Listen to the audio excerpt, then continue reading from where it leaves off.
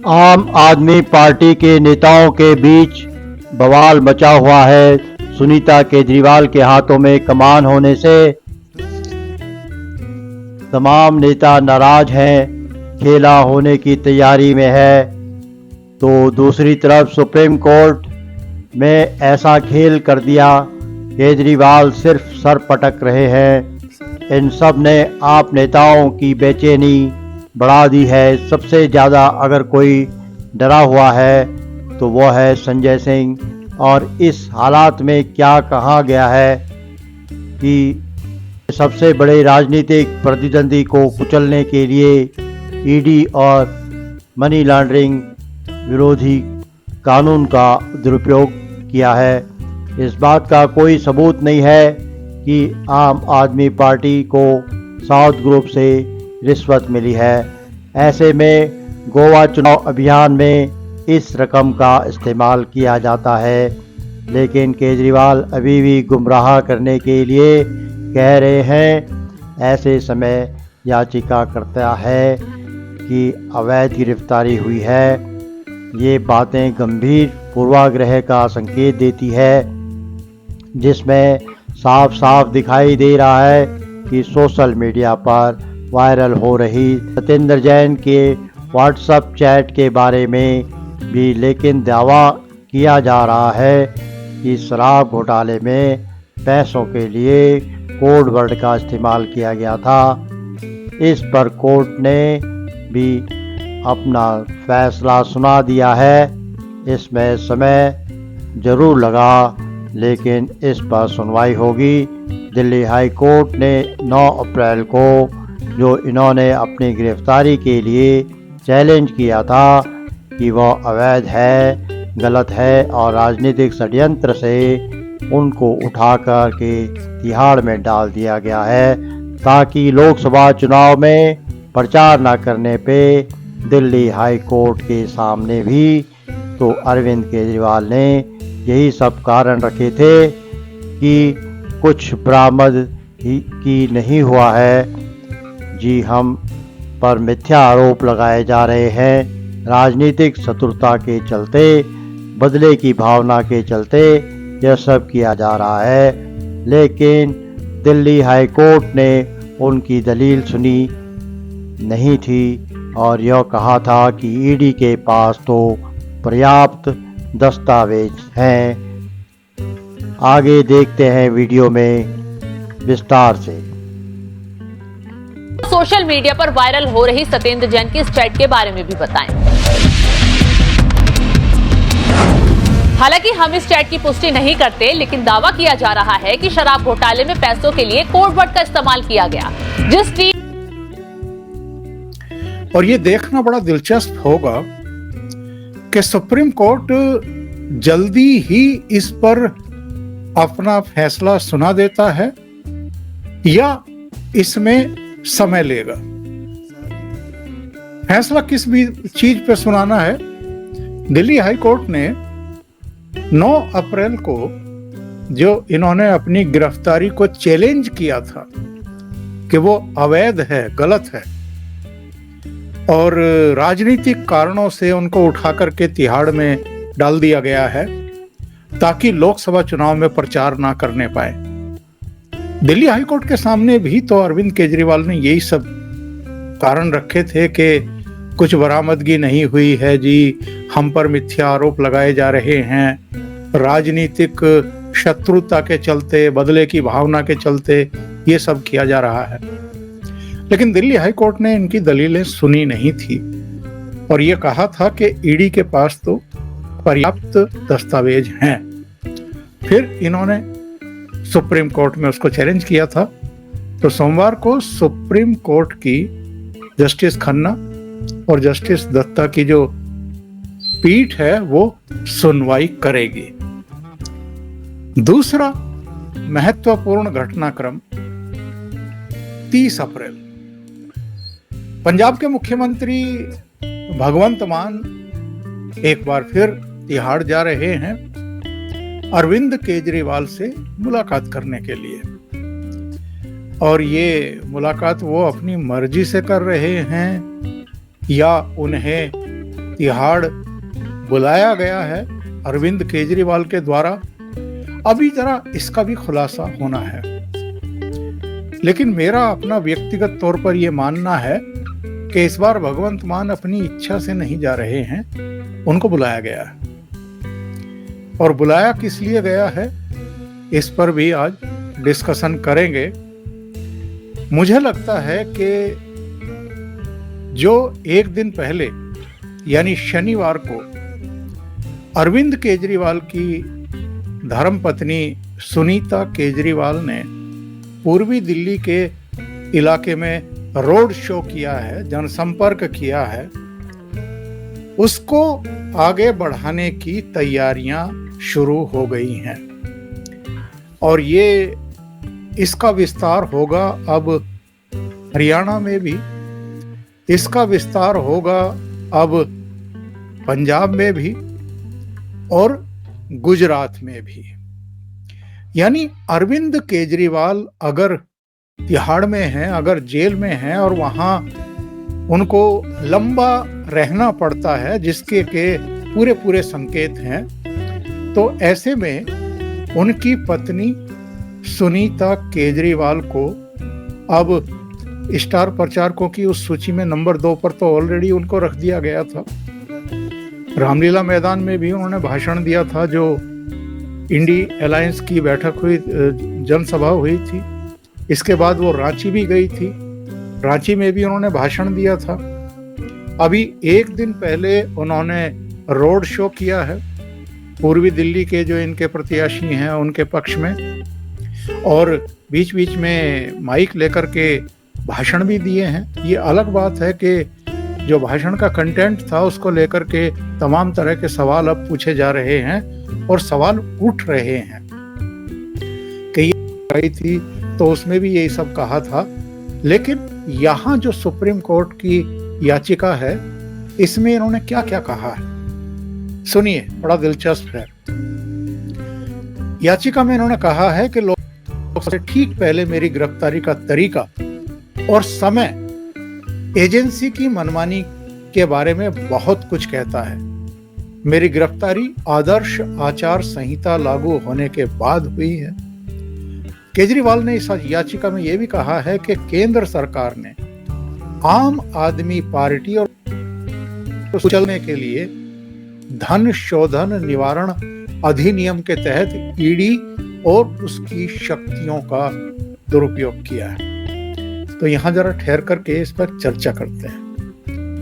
ED की जांच कब से चल रही है और सीबीआई की जांच कब से चल रही है, और अब तक कितने लोग इनके गिरफ्तार हो चुके हैं जो तिहाड़ में इस समय विश्राम की मुद्रा में हैं और जिनको जमानतें नहीं मिल रही हैं। 6 महीने रह करके संजय सिंह को जरूर जमानत मिल गई, और वो भी ईडी के विरोध ना करने की वजह से जमानत। उन्होंने उच्च न्यायालय को बताया क्योंकि दिल्ली के मुख्यमंत्री श्री अरविंद केजरीवाल जेल में हैं, उसके वजह से मंत्री यानी कि जो सौरभ भारद्वाज उसे विभाग के मंत्री वो कुछ भी करने की स्थिति में नहीं है। और यही वजह है कि स्टैंडिंग कमेटी जो शिक्षा विभाग में किताब पब्लिश करने के लिए या किताब खरीदने के लिए 5 करोड़ से ऊपर का कॉन्ट्रैक्ट अवार्ड करती है, उसे स्टैंडिंग कमेटी का गठन तक नहीं हो पाया है।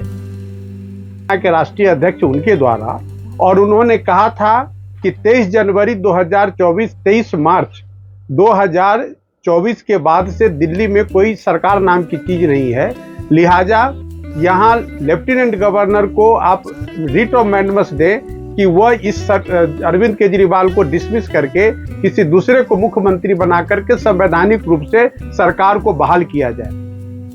उस केस में माननीय उच्च न्यायालय ने विष्णु गुप्ता से कहा कि आप अपनी जो भी ग्राउंड है वो लेफ्टिनेंट गवर्नर दिल्ली को एक प्रतिवेदन के माध्यम से दें, और उनको संवैधानिक अधिकार है कि वह चाहे तो मुख्यमंत्री के खिलाफ कार्रवाई कर सकते हैं।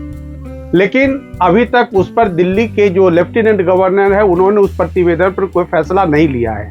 लेकिन कल जो सोशल जुरिस्ट के याचिका में जो बात और तल्ख टिप्पणी जो दिल्ली उच्च न्यायालय के द्वारा किया गया श्री अरविंद केजरीवाल की सरकार पर, वह वाकई इस बात को साबित करता है कि दिल्ली में संवैधानिक सरकार नाम की कोई चीज नहीं है। दिल्ली का शिक्षा विभाग, दिल्ली का हेल्थ विभाग, सब कुछ भगवान भरोसे चल रहा है। क्योंकि उस याचिका में कल जो माननीय उच्च न्यायालय ने टिप्पणी की कि जो दिल्ली के मुख्यमंत्री वो अपना व्यक्तिगत इंटरेस्ट स्टूडेंट्स के इंटरेस्ट से ऊपर रख रहे हैं, इसीलिए हम लोग मजबूर हैं इस तरह का टिप्पणी करने के लिए।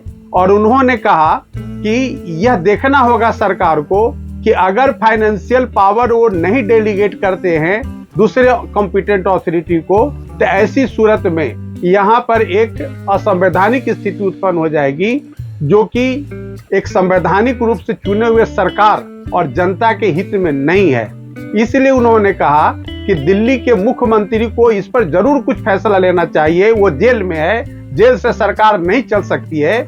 उनका एरोगेंस इतना हाई है कि उनके एरोगेंस के वजह से आज दिल्ली की जनता ये सब खामियाजा भुगत रही है। यहाँ संवैधानिक रूप से कोई सरकार नहीं चल रही है, कोई मंत्री को फैसला लेने को तैयार नहीं है। यहाँ के जो ब्यूरोक्रेट्स हैं दिल्ली सरकार के, उन पर ये ब्लेम कर रहे हैं। जैसा कि इस मामले में मंत्री ने दिल्ली के जो कमिश्नर है म्युनिसिपल कॉर्पोरेशन के, उनके ऊपर दोषारोपण कर रहे हैं कि उन्होंने कुछ ऐसे ही हालात हो गई है हेमंत सोरेन और दिल्ली के सीएम अरविंद केजरीवाल की झारखंड के पूर्व सीएम हेमंत सोरेन की याचिका पर आज सुप्रीम कोर्ट में सुनवाई होनी है।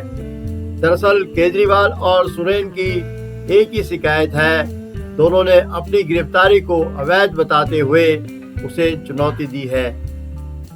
तो वहीं केजरीवाल ने दिल्ली हाईकोर्ट के फैसले को चुनौती दी है। ऐसे में सबसे बड़ा सवाल यह है कि आज सुप्रीम कोर्ट में केजरीवाल और सोरेन का क्या होने वाला है।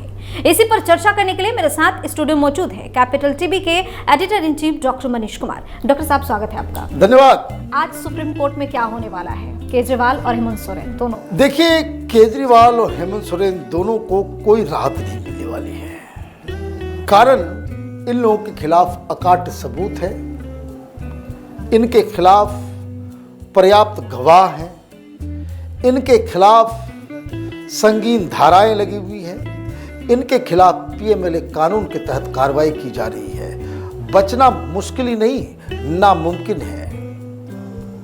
और इनकी जो प्ली है, वो प्ली जो केस है उसके ऊपर नहीं है।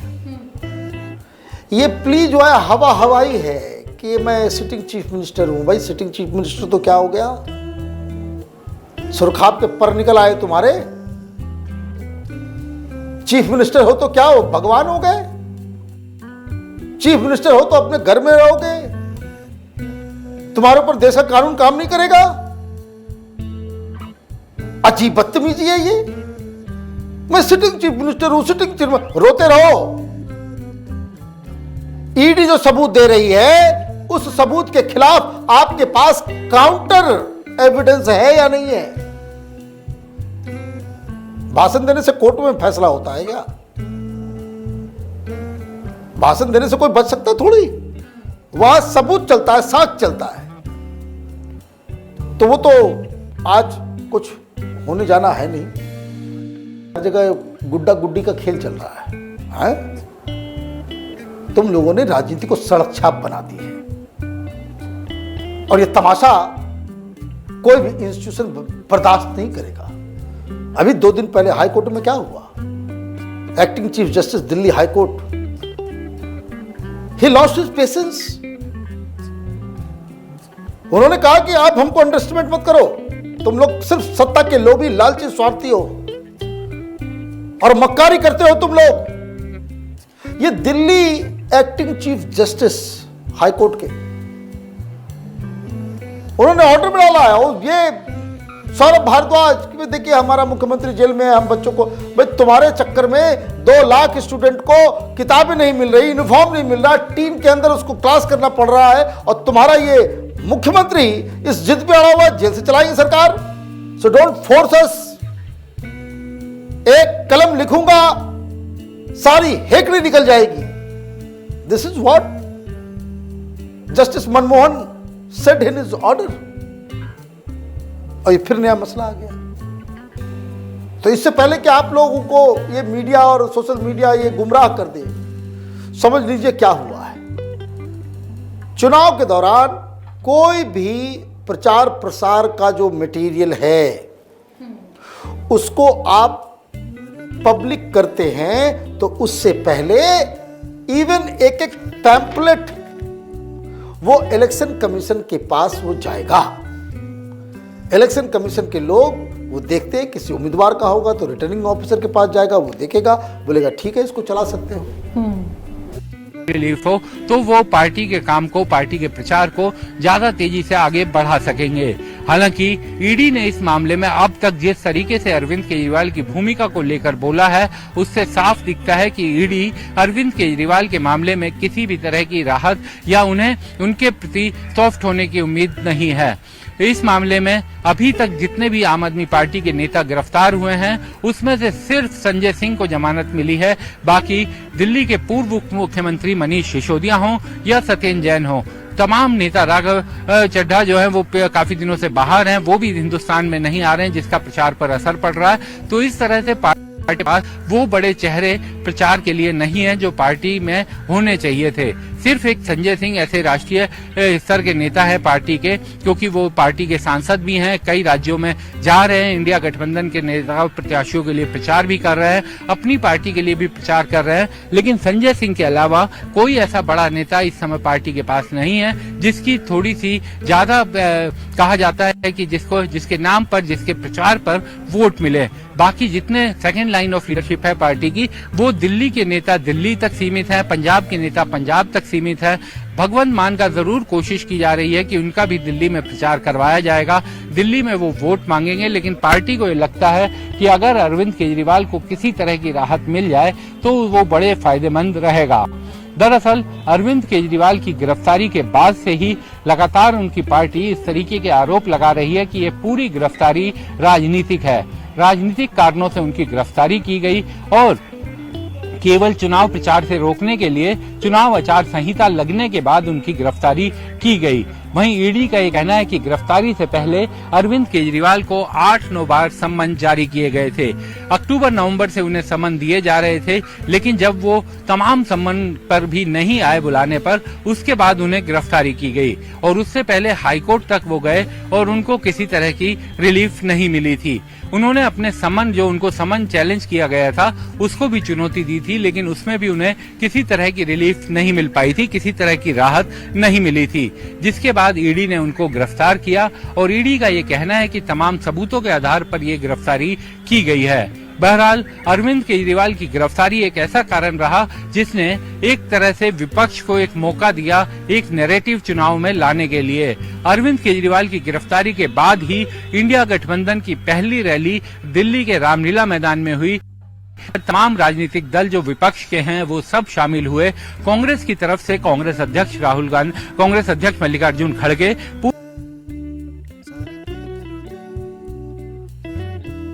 ये मुद्दा नवंबर से शुरू हो गया था और अगर उसकी पटकथा देखें तो वह विवाद लगभग शराब घोटाले के साथ शुरू हो गया था। आरोप लगाया गया है कि शराब की नीति बनाई गई, एक ऐसी नीति बनाई गई जिसमें शराब की एक बोतल के साथ दूसरी बोतल फ्री दी गई। हुआ नहीं हुआ मैं उस पर जा ही नहीं रहा।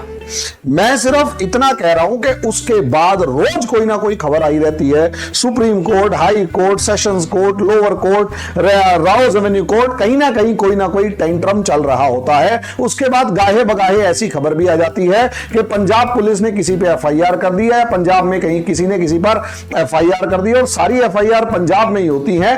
केजरीवाल के खिलाफ आवाज उठाने वालों के ऊपर सारी एफआईआर पंजाब में ही होती है और कहीं होती नहीं है, क्योंकि पुलिस किसके पुलिस जो है वो पंजाब में ही है, जो केजरीवाल के इशारे पर काम करती है और वहीं से ड्रामा हो रहा होता है। खैर कोई बात नहीं, वो बहुत सारे और हो सकता है, जैसे कि रचित कौशिक जी को बीच सड़क पे से या यूं कहीं रात के अंधेरे में लगभग 12 बजे बीवी बच्चे जिनको ड्राइविंग करनी नहीं आती उसमें से गाड़ी के अंदर से जिस तरीके से घसीट के बाहर निकाला गया पंजाब पुलिस के द्वारा, उसके बाद उनकी वाइफ और बच्चों जाते हैं, तो वो खेल जो है ना, आप समझिए कि किस तरीके के हिटलर शाही वहां पर हो रही होती है।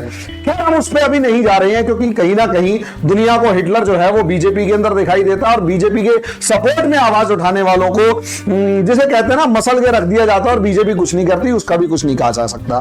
खैर कोई बात नहीं, यहां केजरीवाल जो है, लेकिन देश के लिए भाई कुछ मर मिटने की एक आदत है, तो भाई क्या करें, वो मतलब उसके लिए आवाज उठानी है, उसकी कीमत जो है चुकाने के लिए तैयार हैं। जब कभी 4, 5, 10 दिन वीडियो ना आ जाए तो समझ लीजिएगा केजरीवाल एंड पार्टी ने मुझे गिरफ्तार करवा लिया है पंजाब के अंदर, देखते हैं फिर मेरे साथ क्या होगा। खैर यहां अगर आप उठाकर देखेंगे तो यहां पर मिस्टर केजरीवाल जब से जेल में गए हैं, कोई ना कोई नया ड्रामा, कोई ना कोई नया टेंट्रम केजरीवाल एंड पार्टी का चलता रहता है। और इस केजरीवाल एंड पार्टी का एक इंपॉर्टेंट जो फीचर, मतलब एक इंपॉर्टेंट पर्सन जो है वो है ये सौरभ भारद्वाज। ये एक इंपॉर्टेंट किरदार है। अब इसने क्या काम किया, इसने एक बयान दिया और इस बयान की वजह से सुर्खियों में, पहले बयान सुनते हैं।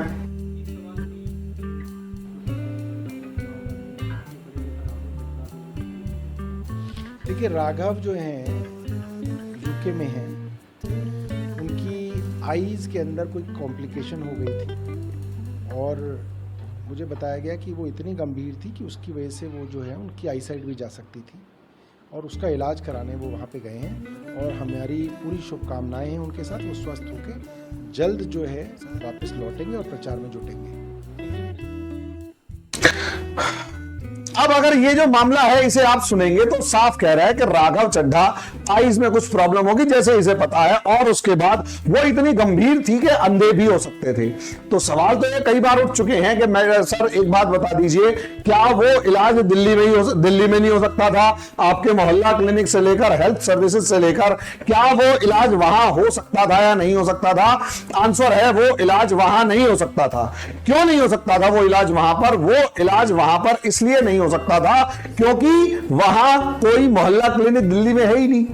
2, 4, 10, 20 होंगे सो होंगे, बाकी तो मोहल्ला क्लिनिक के अंदर दवाइयों को रोज, अब तो जेल जाने के बाद केजरीवाल भी पूछ लेता भैया मोहल्ला क्लिनिक में दवाई है भी या नहीं है, कहीं ऐसा तो नहीं कि मोहल्ला क्लिनिक के अंदर जो दवाई है वो ना पहुंच रही हो या कुछ भी हो। खैर इसका दूसरा पार्ट उठाकर देखते हैं। दूसरा पार्ट उठाकर ये देखते हैं कि असलियत में खबरों में बहुत सारी खबरें छप गई जिसमें आप कह रहे हैं कि राघव चड्ढा जो है वो यूके में है, सर्जरी और ये सब चीजें। मुझे एक मेरा जो एनालिसिस बहुत बेसिक फॉर्म में है वो ये कहता है कि देखो यार ये सारा जो है ये ड्रामा है। असलियत में राघव चड्ढा जा चुका है, वापस नहीं आने वाला है। और जिस तरीके से रूमर्स केजरीवाल के इस मामले में ऐसी टिप्पणी कर दी कि अचानक दाऊद इब्राहिम का नाम, और इसे सुनकर आज हर कोई चौंक जाएगा। वह यूं कि केजरीवाल ने कोर्ट से अपील की उन्हें वीडियो कॉन्फ्रेंसिंग के जरिए चुनाव प्रचार करने की परमिशन दी जाए ताकि वोटर तक उनकी पार्टी की विचारधारा के बारे में। इसी पर हाई कोर्ट ने कह दिया कि अच्छा अगर ऐसे परमिशन दी जाए तो कल तो दाऊद इब्राहिम भी इलेक्शन लड़ेगा और वीडियो कॉन्फ्रेंसिंग के जरिए प्रचार भी करेगा। तो भी करना है। हैरानी की बात यह है कि केजरीवाल के लिए याचिका लगाने वाला शख्स एक लॉ स्टूडेंट है और इसने अपनी याचिका में यह मांग की थी कि इलेक्शन कमीशन को ऐसा सिस्टम बनाना चाहिए ताकि गिरफ्तार नेताओं को जब तक दोषी नहीं ठहराया जाता तब तक उन्हें वीडियो कॉन्फ्रेंसिंग के जरिए प्रचार करने की परमिशन मिल सके। अरे भाई अकेले चुनाव प्रचार ही क्यों? फिर तो जेल में बंद नेताओं को बाहर घूमने, रेस्टोरेंट में डिनर करने, हॉलीडे पर विदेश यात्रा पर जाने की भी पॉलिसी बना दो। अजीब बात चल रही है। इस याचिका में आगे क्या कहा गया है कि केजरीवाल की गिरफ्तारी की वजह से वोटर को आम आदमी पार्टी की विचारधारा और योजनाओं के बारे में जानकारी देने का अधिकार कम हो गया है। तो सारा जो प्रचार है वो केजरीवाल ही कर पाते थे क्या? इसके अलावा राजनीतिक दलों के नेता चुनाव के दौरान प्रचार करने के अपने संवैधानिक रूप से मौलिक और कानूनी अधिकार से भी वंचित है। इस याचिका को देखकर कोई भी कह सकता है कि कौन इस तरह की मांग करता है। भाई क्या इसे पता नहीं है कि केजरीवाल के ऊपर शराब घोटाले को लेकर कितने गंभीर आरोप लगे हुए हैं? खैर, दिल्ली हाईकोर्ट ने इस याचिका को देखकर याचिकाकर्ता की ऐसी क्लास लगाई कि सब देखते रह गए। कोर्ट ने कहा कि आप चाहते हैं कि गिरफ्तार किए गए सभी लोगों को वीडियो कॉन्फ्रेंसिंग से चुनाव प्रचार करने की अनुमति दे दी जाए क्या? अगर ऐसा किया जाता है तो सभी खूंखार अपराधी राजनीतिक दल बना लेंगे। दाऊद इब्राहिम चुनाव लड़ेगा और वीडियो कॉन्फ्रेंसिंग के माध्यम से प्रचार करेगा। कोर्ट ने यह भी कहा कि यह याचिका एक प्रोपेगेंडा और पब्लिसिटी के लिए लगाई गई है। याचिकाकर्ता से यह भी कहा गया कि यह मत सोचिए कि हम इसे नहीं समझते, आप हमसे कानून के विपरीत काम करने के लिए कह रहे हैं। कोर्ट ने चेतावनी देते हुए कहा कि याचिकाकर्ता पर 75,000 रुपए का जुर्माना लगाएगी कोर्ट।